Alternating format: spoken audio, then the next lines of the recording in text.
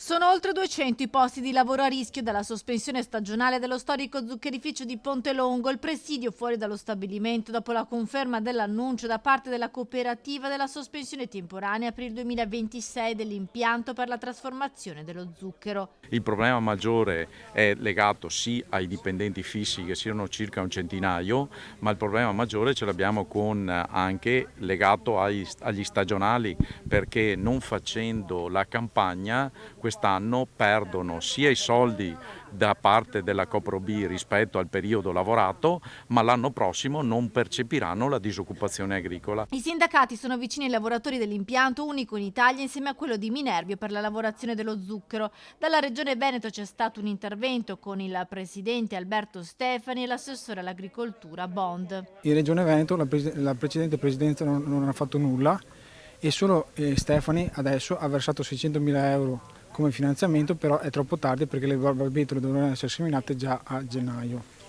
Quindi noi chiediamo delle garanzie sia alla Regione sia alla Copro B di garanzie per il 2027. Consideriamo inoltre che ci sono anche una serie di indotti che circolano attorno alla Copro B, e quindi al di là dei nostri dipendenti fissi e stagionali c'è tutto l'indotto che ne va a perdere. Insieme ai lavoratori anche gli agricoltori che chiedono un intervento delle associazioni di categoria per difendere lo zuccherificio veneto, fondamentale per l'intera filiera bieticolo-saccarifera e per tutto il Made in Italy agroalimentare.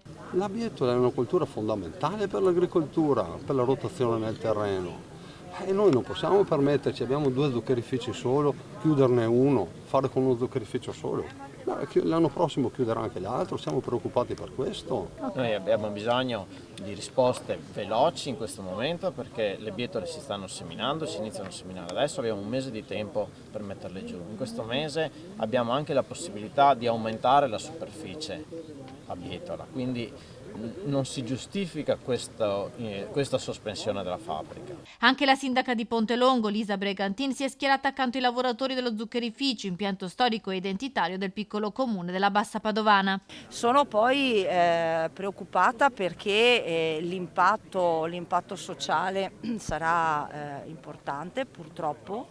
È un impatto che coinvolge tutta la comunità di Pontelongo che vive attorno a questo zuccherificio.